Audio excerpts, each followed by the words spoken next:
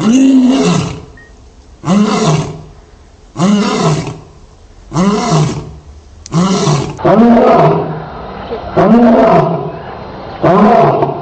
of the jungle. Bismillahirrahmanirrahim. Au nom de Dieu, le tout clément, le tout miséricordieux. Assalamu alaikum wa rahmatullah wa barakatuh. Les théologiens, juifs et chrétiens, donnent comme preuve que la Bible est la parole de Dieu et qu'elle annonce sous forme de prophétie les grands événements qui vont bouleverser l'histoire des hommes.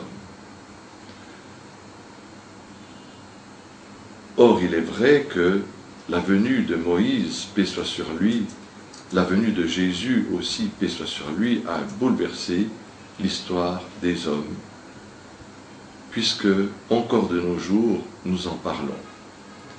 Mais nul ne peut nier également que Mohammed, paix et bénédiction d'Allah soit sur lui, a aussi bouleversé l'histoire des hommes depuis 14 siècles, et que, encore de nos jours, elle bouleverse l'actualité que nous voyons et que nous entendons.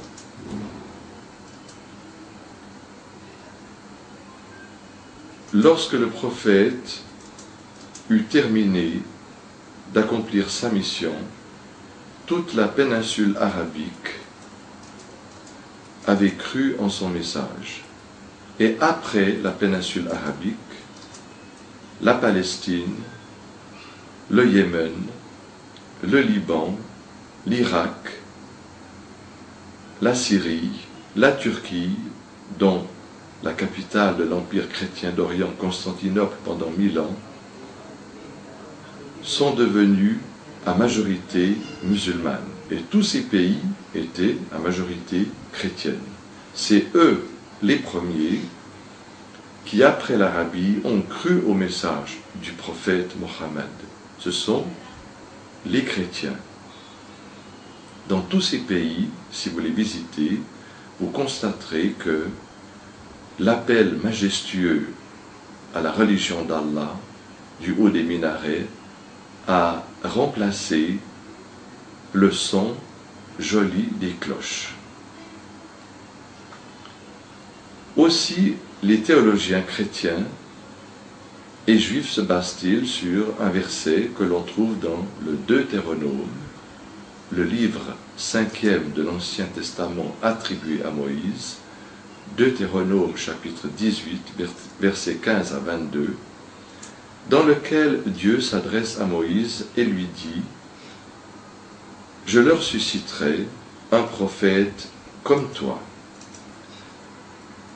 Parmi tes frères, je mettrai mes paroles dans sa bouche, et quiconque n'écoutera pas ce prophète sera retranché de mon peuple.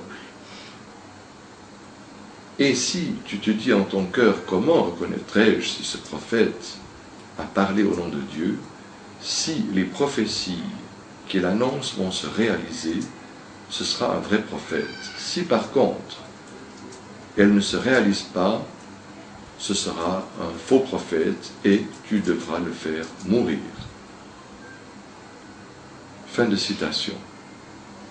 Dans ce verset, nous ne voyons pas mentionner le nom de ce prophète. Aussi les chrétiens l'ont-ils attribué à Jésus, et pour cela ils font référence à l'Acte des Apôtres au chapitre 3 et au verset 19 à 24. Je cite : « Quand les temps du rafraîchissement seront venus de la part du Seigneur et qu'il aura envoyé Jésus-Christ, qui vous a été annoncé auparavant, car Moïse a dit à nos pères, le Seigneur votre Dieu vous suscitera d'entre vos frères un prophète comme moi. Écoutez-le en tout ce qu'il vous dira. Et quiconque n'écoutera pas ce prophète sera exterminé du milieu de son peuple. » Fin de citation. C'est donc Luc, l'auteur présumé de l'Acte des Apôtres qui attribue cette prophétie du Deutéronome à Jésus. Les Juifs l'attribuent à un autre prophète, et nous allons voir que cela n'est pas juste, et que cette prophétie, en vérité, ne peut être attribuée qu'à Mohammed. Dieu dit que ce prophète sera semblable à Moïse. Or, pour les chrétiens, Jésus est beaucoup plus qu'un prophète. Il est une personne divine, il est l'égal de Dieu et il est le Fils de Dieu, ce que Moïse et Mohammed n'ont jamais prétendu. Ce prophète viendra parmi les frères des fils d'Israël. Or, qui sont ces frères? Là aussi, nous trouvons dans la Bible ce qui suit. Dans le livre de la Genèse, au chapitre 16, versets 10 à 12, nous lisons « L'ange de l'Éternel dit à Agar » était donc la mère d'Ismaël, « Je multiplierai tellement ta descendance qu'on ne pourra la compter, tant elle sera nombreuse. » L'ange de l'Éternel ajouta, « Te voici enceinte et sur le point d'enfanter un fils. Tu le nommeras Ismaël. Cet homme sera pareil à un âne sauvage. Sa main se lèvera contre tous, et la main de tous contre lui, et il dressera ses tentes en face de tous ses frères. » Fin de citation. Donc nous comprenons que les frères des fils d'Israël sont donc bien les descendants du prophète Ismaël, paix et bénédiction d'Allah soit sur lui. Car Jésus, paix soit sur lui, descend de Ishaq, paix et bénédiction d'Allah soit sur lui aussi. Ensuite, Dieu dit qu'il mettra ses paroles dans sa bouche. Or, si nous lisons le Coran, nous voyons que chaque sourate, sauf une, commence par « Au nom de Dieu, le clément, le miséricordieux », et que le prophète ne parlait pas qu'au nom de Dieu, car ces paroles ont été rapportées dans les hadiths, qui sont les paroles inspirées par Dieu au prophète, mais le Coran est la révélation qui est bien distincte des paroles du prophète, non seulement par l'écriture, mais aussi par le style, le Coran ayant été révélé tout en vers et en prose, ce qui n'est pas le cas pour les hadiths. Il faut aussi ajouter que tous les prophètes, que ce soit Moïse ou Jésus, ont toujours parlé au nom de Dieu. Nous voyons aussi que Moïse et Mohammed ont été acceptés par leur peuple et reconnus comme prophètes, tandis que Jésus n'a pas été cela, suivant le dire des chrétiens et des juifs eux-mêmes, qui l'auraient tué et crucifié et qui n'auraient pas cru en lui. Aussi, Mohammed et Moïse se sont-ils mariés et ont-ils eu une progéniture, tandis que Jésus ne s'est pas marié et a vécu dans la chasteté. Leur mort aussi est tout à fait différente. Et leur naissance, ne l'oublions pas, que Moïse et Mohammed sont nés d'un homme et d'une femme comme tous les êtres humains, tandis que Jésus, sa naissance, avait tout à fait un aspect unique et miraculeux, n'ayant pas de père et seulement une mère. Aussi la mort de Jésus, d'après ce que les chrétiens ont dit et de ce que les juifs ont inventé, qu'il l'avait crucifié sur une croix, est-il mort de mort violente, alors que Mohammed et Moïse, après avoir combattu les infidèles et mené la guerre contre eux sous l'ordre de Dieu, sont morts de leur mort naturelle, et Mohammed est mort d'ailleurs dans les bras de son épouse aimée Aïcha, paix soit sur elle aussi. Donc nous voyons que cette prophétie du Deutéronome ne peut être attribuée qu'à Mohammed. Elle ne peut aussi pas être attribuée à David, car David, bien qu'il ait été un grand prophète, comme c'est mentionné dans l'Acte des Apôtres au chapitre 3 et au verset 20, il était aussi roi, ce que la prophétie du Deutéronome ne dit pas, car c'est un prophète comme Moïse, et Moïse n'était pas roi, mais seulement prophète.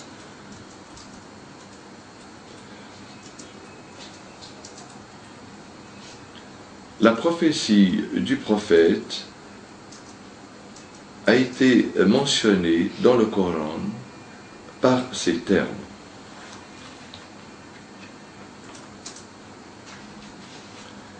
Dieu dit dans le Coran, dans la sourate Al-Araf numéro 7, versets 157-158, ce qui suit.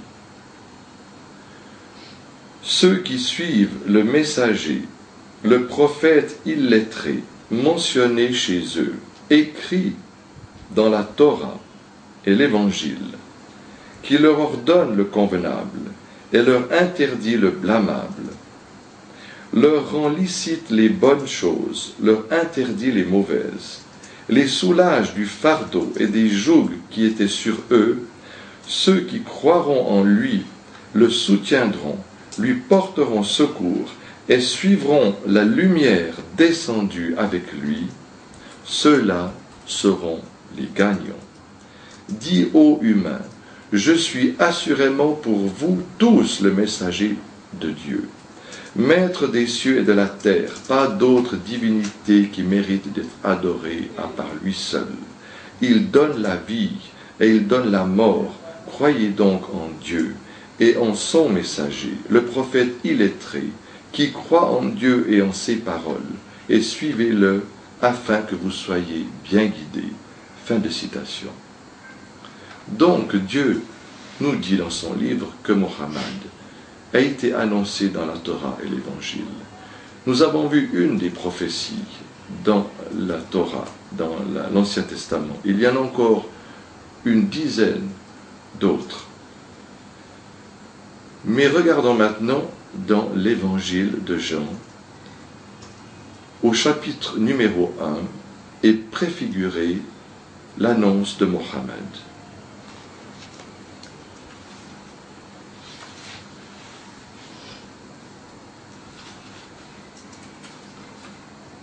Dans l'Évangile de Jean, au chapitre 1, et au verset 19 à 23,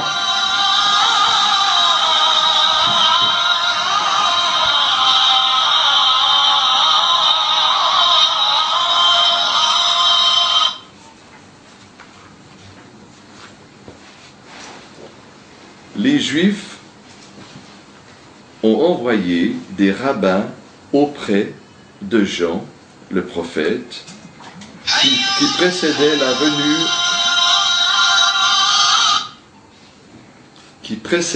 la venue de Jésus, qui annonçait sa venue, qui préparait sa prophétie, son apostolat, et ils lui posèrent 3 questions. Es-tu le Messie? Il répondit non. Es-tu Élie? Il répondit non. Et là, nous devons dire qu'il y a une contradiction, car Jésus nous dit que Jean était bien Élie. Dans Matthieu 11, versets 13 et 15, dans Matthieu chapitre 17, versets 12 et 13, Jésus dit, « Mais je vous le dis qu'Élie est déjà venu, et ils lui ont fait tout ce qu'ils ont voulu. C'est ainsi qu'à son tour, le Fils de l'homme devra souffrir par eux. » Les disciples comprirent alors qu'il leur parlait de Jean-Baptiste. Nous n'allons pas entrer dans cette contradiction qui ne nous concerne pas, mais ils posèrent à Jean la 3e question, « Est-ce que tu es le prophète ?» Donc c'est que les Juifs avaient bien dans la Torah l'annonce d'un prophète qui viendra après Jésus, et c'est ce que nous allons voir, Inch'Allah, dans la cassette qui va suivre.